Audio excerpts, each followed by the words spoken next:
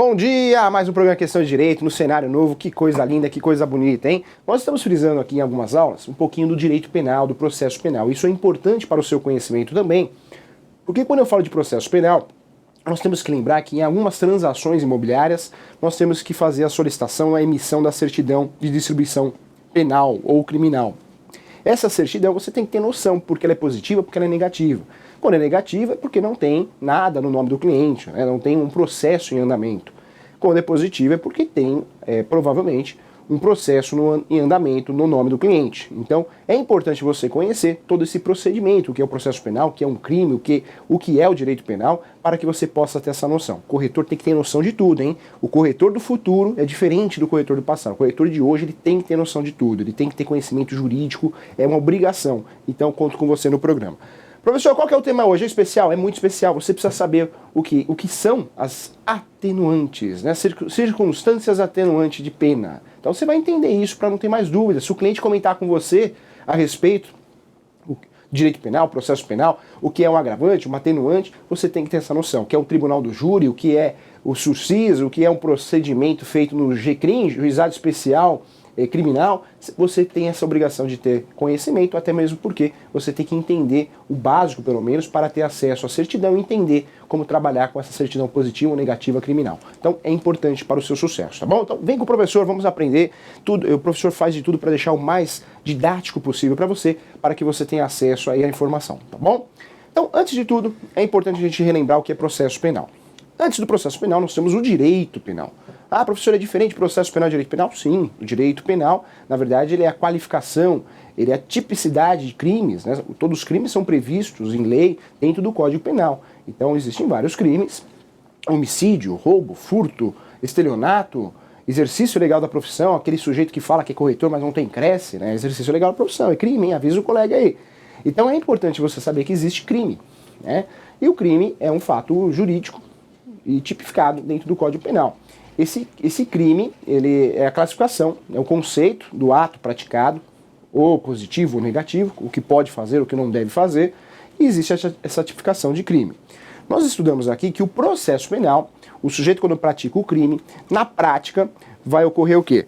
O sujeito quando pratica o crime, existe uma tipicidade do crime, e o processo penal que vai fazer essa investigação, esse estudo, né, jurídico, esse procedimento, processo é procedimento, atos pré-determinados, que vai analisar se o sujeito é culpado ou não.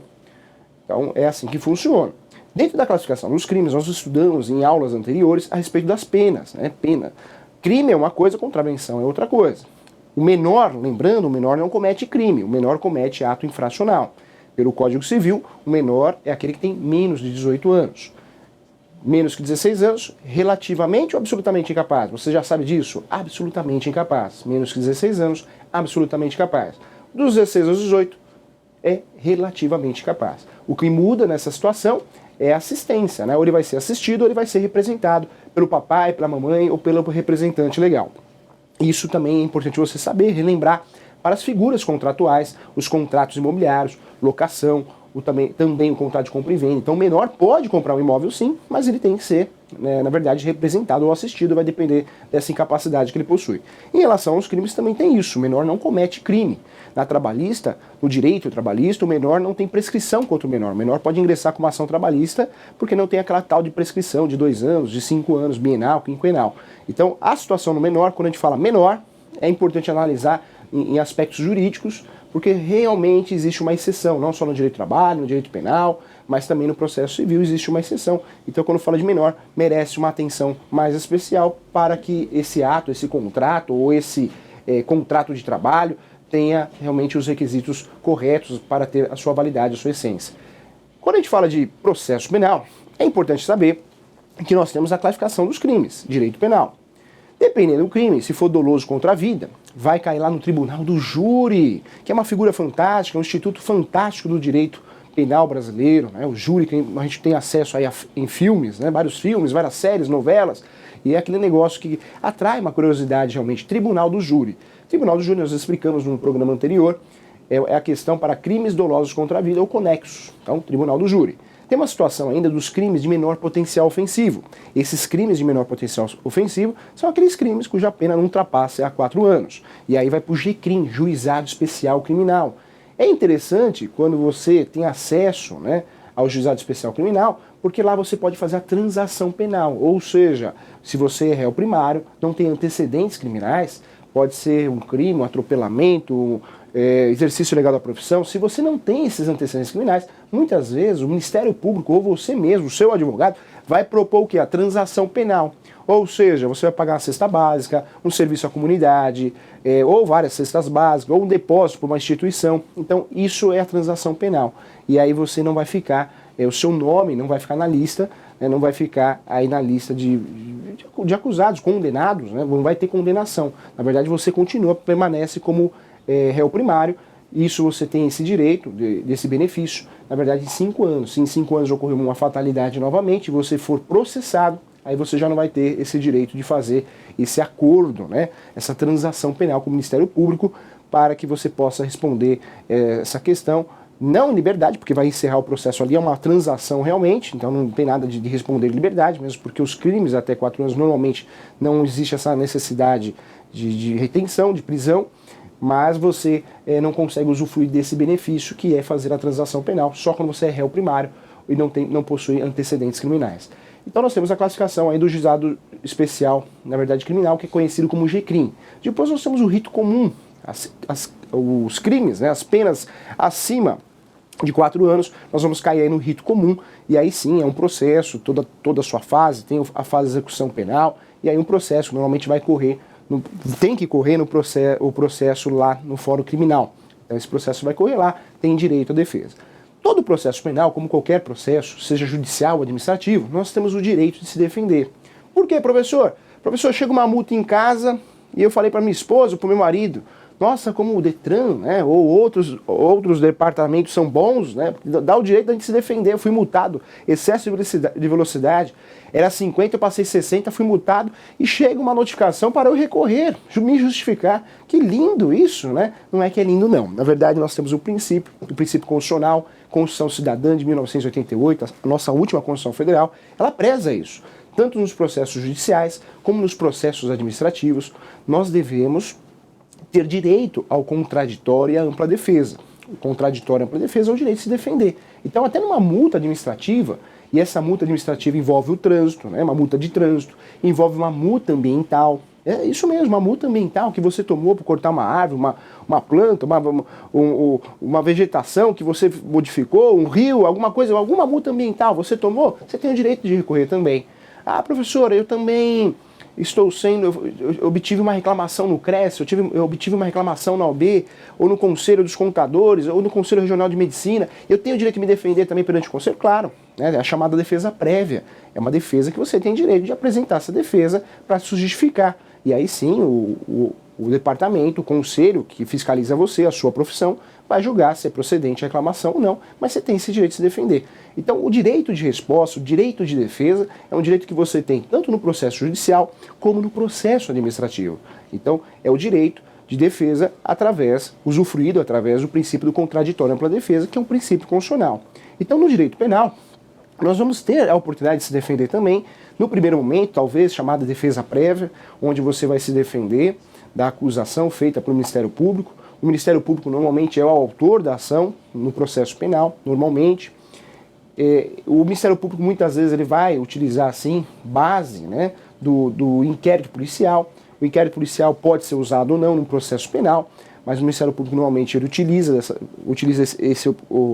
esse documento como objeto de prova e aí sim começa o processo. Bom, professor, então todo o processo, no júri, no GCRIM, no rito comum, né, do processo penal, como que o juiz vai se basear para uma condenação? Então, o próprio Código Penal, quando ele trata do crime, ele tipifica o crime, ele conceitua o crime. Abaixo, se você não teve acesso ainda, tem acesso a um vademécum, não é Fred Mercury, não é igual um aluno uma vez falou para mim, professor, estou com Fred Mercury, não tem nada de Fred Mercury, é vademécum, hein? Vai trocar o nome. Vademécum é interessante, você que é corretor de imóvel, você que tem imobiliária, você que é advogado, tem que ter um, né? E atualizado, inclusive, porque você precisa ter as legislações, e o vademécum ele é um conjunto de várias legislações, vários códigos, está tudo lá dentro do mesmo documento, dentro desse livro, e ajuda você. Então é importante você ter. você tem essa curiosidade, acesse, né? Digita lá no Google, Código Penal, você vai ter acesso com facilidade, entra no site do professor, você vai conseguir ter acesso também. O Código Penal é interessante porque ele tipifica o crime e logo abaixo aparece a pena. Então aparece a pena, o crime e a pena. Quando o juiz criminal, ele vai sentenciar em relação à pena, ele vai, né, com certeza, julgar, sentenciar com base naquela pena prevista no Código Penal. Ah, professor, exercício legal da profissão, de 3 a 5 anos. Hipoteticamente, né? Vou lá, o juiz vai lá. Ele pode condenar de 3 a 5 anos, é isso. Então ele vai com base nessa pena. Então tem uma pena base, chamada de pena base, inclusive. Mas fato é que o juiz, além de usufruir do Código Penal, que tem a pena de 3 a 5 anos, a pena base, o juiz pode usar meios para aumentar essa pena ou diminuir. Aumentar essa pena ou diminuir. Ah, professor, mas o que vai ser levado em consideração? Vários fatores. Fatores subjetivos e objetivos. Fatores realmente relacionados à moral do sujeito. Como assim, professor? Será que esse sujeito é um sujeito agressivo? Será que esse sujeito ele tem antecedentes criminais? Será que esse sujeito praticou um crime contra um casal de idoso? Então esse corretor que falsificou um documento e está sendo condenado a um crime de estelionato, talvez? Será que esse corretor vai ter um aumento de pena? Vai ser analisado. Será que ele cometeu esse crime contra um casal de idosos? Ou um casal de idosos e um jovem, um adolescente? Então vai ter esse aumento de pena ou essa diminuição. Então olha que interessante, simples ou qualificado. Então a pena base existe e depois vai ter esse aumento ou essa diminuição de pena, conforme o professor está explicando. Vai aparecer um material para você aqui, ó. Então só para ficar claro, para ficar didático, para ficar mais fácil para você. Crime ou contravenção penal. Cada crime ou contravenção penal vai ter a sanção. Sanção é a pena, são várias espécies. Programa anterior, você assistiu. Dentro do processo penal, nós temos a sistemática, né? Tribunal do Júri, GCRIM, os crimes de competência comum estadual, os crimes de competência federal, que envolve, né, a investigação feita pela Polícia Federal. Normalmente o crime federal é aquele crime praticado contra uma autarquia, um ente federal, a União, ou que envolve a competência, isso está bem estabelecido dentro do Código também.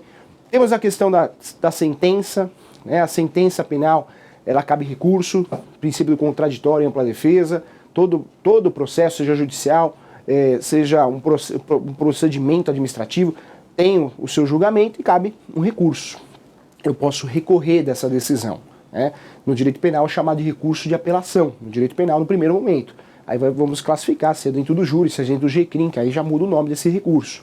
Mas temos o direito de recorrer dessa sentença. Quando não recorre, as partes não recorreram, normalmente o Ministério Público e o acusado não recorreu, o que acontece? Ocorre o famoso trânsito em julgado, ou seja, a efetividade da sentença. Então, vai ocorrer a execução penal, a execução da sentença. Adotando o critério trifásico, ou critério chamado de Nelson-Hungria, o cálculo da pena no direito penal brasileiro é feito em 3 fases, conforme compõe o artigo 68 do Código Penal. 3 fases nós temos. Quando fala em relação à condenação, nós temos 3 fases. Código Penal, nós seguimos aí o princípio, né? Na verdade o princípio do Nelson-Hungria, o trifásico, conhecido como trifásico. Então, quando o juiz vai sentenciar, quando o juiz vai condenar no direito penal, ele vai fazer isso em 3 fases, tá? Então vamos explicar? Vamos entender isso aí. Primeira fase, o juiz vai verificar a questão subjetiva, ou seja, né, o sujeito em si, será que ele tem antecedentes criminais? Será que o crime foi praticado contra o idoso, contra um adolescente? Será que o crime foi praticado no momento de estado de perigo? Ou seja, a pessoa estava perdendo a casa e aí o corretor induziu a pessoa a vender a casa, né, por um preço muito abaixo do mercado, porque ela estava em estado de perigo, estava sofrendo uma coação, uma ameaça de alguém. Então tudo isso vai ser analisado. Segunda fase, as circunstâncias que vão aumentar essa pena ou diminuir essa pena também. E a terceira fase vai ser analisado aí tudo com base na pena base, ou seja, na pena lá do Código Penal, tá? Professor, quero jurisprudência, vou passar para você, olha lá. Deve respeitar os limites legais das penas previstas, está lá numa súmula. A súmula é jurisprudência, né? É quando, na verdade, já existem vários entendimentos parecidos. Então tá lá, o súmula do 231 do STJ, a incidência da circunstância atenuante não pode conduzir à redução da pena abaixo do mínimo legal. Não entendi nada, professor, eu vou te explicar, tô aqui para te ajudar, isso aí, ó. O que o Superior Tribunal de Justiça entende em relação a esse cálculo de pena? Então, Em relação ao cálculo de pena, nós temos os aumentos de penas, os agravantes, os atenuantes, então ou aumenta ou diminui. Mas fato é que nunca vai ser condenado, nunca vai ser condenado por um período inferior que a pena mínima, tá? Então nunca, o Código Penal, pelo menos a pena mínima ele vai classificar. Artigo 14, parágrafo único. Salvo disposição contrária, pune-se a tentativa com a pena correspondente ao crime consumado, diminuída de 1 a 2/3. Não entendi, vou explicar. Professor, eu não cometi o crime, eu não consumei.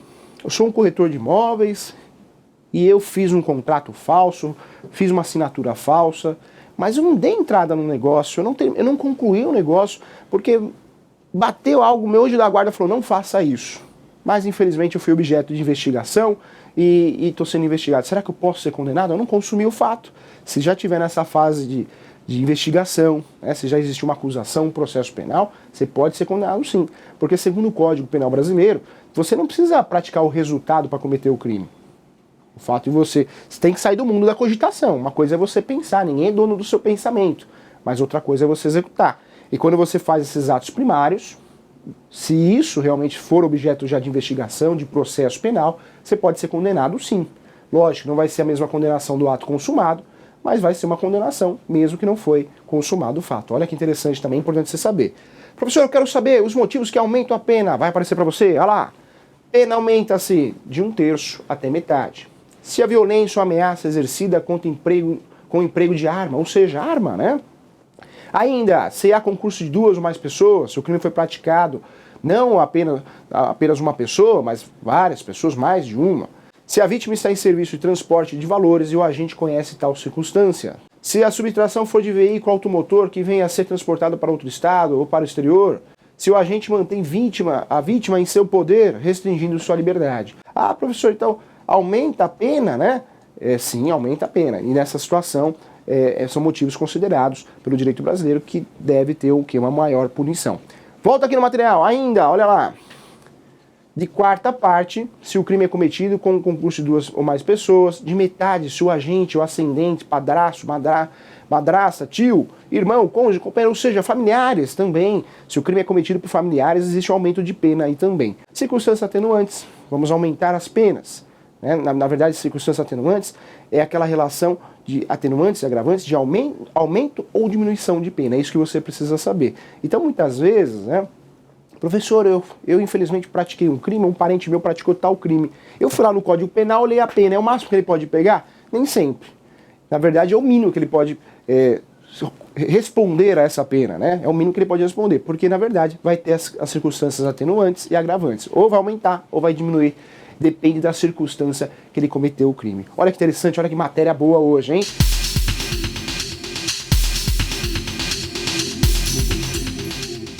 Como que funciona essa questão, né? No momento do crime, o acusado pode ter uma sentença diferente? Professor, eu pratiquei o mesmo crime, com meu colega. Posso eu e ele, mesmo crime, mesmo fato, ter uma condenação diferente, né? Ou seja, ele praticou um crime parecido, igual ao meu, mas com outras pessoas numa outra situação. E eu pratiquei o mesmo crime. O crime é o mesmo, né? Mas com os agentes, com as pessoas diferentes. Situação diferente. Pode ter uma condenação diferente? E a dúvida, né, vai ser sanada agora, hein? Claro.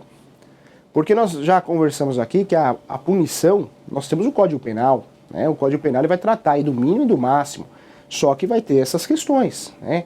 Como que ele cometeu esse crime, o local, contra quem, né? Então, tudo isso vai ser analisado e vai ter ou a diminuição de pena ou aumento de pena, atenuantes, agravantes. Então, nem sempre o mesmo crime será a mesma pena. Não é uma tabela, homicídio, então tá aqui, 20 anos. Não é assim, existe um estudo para isso, né? O Código Penal faz isso, o processo penal, ele vincula, cria esse nexo causal para realmente gerar pena, para que o juiz possa gerar pena. Então pode ter esse aumento ou essa diminuição. Olha que interessante. Então, mesmo crime, mas se a situação é diferente, pessoas diferentes, pode ter uma diferença e vai ter essa diferença em relação à pena, tá bom? Então, olha que interessante.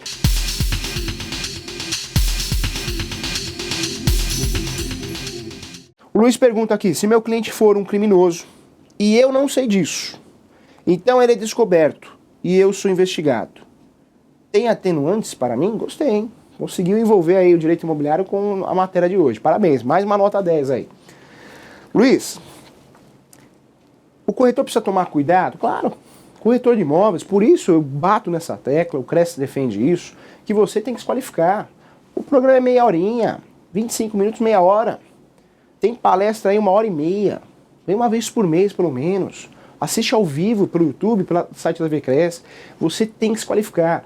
O corretor é uma responsabilidade, ele tem uma responsabilidade muito grande em mãos. É sério o negócio, não é brincadeira. Você está mexendo aí com o sonho, né, do seu cliente, ter um imóvel próprio, ou uma locação, a residência, a casa dele, o comércio dele. Então, a coisa é muito gigantesca. Então, você precisa estar preparado para isso. Grandes bancos brasileiros orientam os seus gerentes de conta corrente a fazer o quê? Conhecer o seu cliente. Por quê? Aparece o cliente lá dos sonhos. O sujeito que tem 5, 6 milhões de aplicação, compra todo o produto bancário que o gerente de conta corrente oferece para ele, ele vai e compra. Vai e compra. A orientação dos grandes bancos, e aí não vou fazer propaganda, mas de qualquer banco, dos grandes bancos brasileiros, é fazer o quê? Que esse gerente de conta corrente tem que conhecer o seu cliente. Por isso, do nada, muitas vezes aparece um gerente de conta corrente lá na sua empresa, na sua imobiliária, na sua casa. Por quê? Porque existe uma orientação do jurídico de conhecer o seu cliente, porque é um dinheiro que está aparecendo do nada. De onde será que vem esse dinheiro? Será que o que ele alega fazer é o que ele faz? E o corretor é a mesma coisa. Lógico, o corretor ele ganha a sua comissão, que é os seus honorários. Né? Então, aparece um cliente dos sonhos para esse corretor. Compra tudo que você oferece para ele compra. É um verdadeiro comprador. Mas você precisa ter noção do que ele faz, né? Porque você não pode se envolver numa história, numa investigação. Já pensou? O sujeito é um traficante internacional. Você, como corretor de imóvel, você pode aparecer aí. Lógico, você tem direito de se defender, de provar que você é apenas o corretor. Mas você pode aparecer no meio de uma investigação e passar situações constrangedoras. Polícia Federal na sua porta, Polícia Civil. Então é importante sim conhecer o seu cliente, né? Cuidado com aquele sujeito que compra tudo, aluga tudo. Você precisa conhecer o seu cliente. Não estou dizendo que você vai deixar de vender, não é isso. É o cliente dos seus sonhos, mas verifique até onde cabe, né? Verifique onde você está colocando o seu pé. É importante sim. Professor, meu cliente, né? Aqui no nosso amigo Luiz aqui. Então é descoberto e eu sou investigado. Então o cliente foi descoberto. Pronto, é um grande cliente seu. Você não sabia que ele era traficante, tráfico internacional de drogas, órgãos. Você não sabia. Só que aí você vai fazer parte da investigação, telefone grampeado, ou outras questões, fotos, não sei. Ah, professor, eu posso ser condenado? Depende, se você tiver uma ligação. Por isso eu defendo, o corretor e advogado tem que ser autônomo nesse sentido, né? Tem que ter uma autonomia no sentido de falar assim, não, isso eu não faço. Diferente é você intermediar uma transação, diferente é você visitar o sujeito na detenção e levar alguma coisa para ele, né? Você deixa de ser um cliente, uma atividade de cliente e passa a ser cúmplice. Então toma cuidado com isso, tá? Ah, professor, é uma circunstância atenuante, né? Atenuante ou agravante, toma cuidado com isso. Essa questão, se você não tiver envolvimento, não. Se você está praticando a sua profissão de corretor, de advogado, você não vai ter uma condenação ligada. Você vai provar que você não tem culpa nenhuma. Mas é interessante sempre conhecer o seu cliente, sim. Não pode sair trabalhando para qualquer um, não. Você tem que fazer uma triagem do seu cliente. Isso é importante na advocacia, na imobiliária, corretor, contador. Tem que conhecer o seu cliente. Hoje, o sucesso na profissão, humilde opinião do professor, é a triagem. Se você percebe que o cliente é problemático, se você percebe que o cliente não quer te pagar, se você percebe que o cliente não quer assinar aquele contrato de corretagem com você, logo no começo ele não quer, por que não quer assinar um contrato de corretagem? Porque quer dar um balão em você, né? Não quer pagar você, não tem porquê, ele vai levar uma cópia desse contrato. Então o sucesso de qualquer profissão está na triagem. Se você percebe que o sujeito aí realmente é um sujeito que é problemático, né? Umas histórias que não batem, um dinheiro que não sabe de onde vem, fique atento aí, mas se envolver em confusão. Ninguém tira a sua paz, tá bom? Então essa é a dica do professor. Boa, Luiz, gostei da pergunta. Quero desejar um grande abraço a todos vocês que acompanham nosso programa. Grande abraço, o programa tá especial, os temas cada vez melhor, hein? E o cenário novo, você viu que bonito para você aí. Tchau, fui!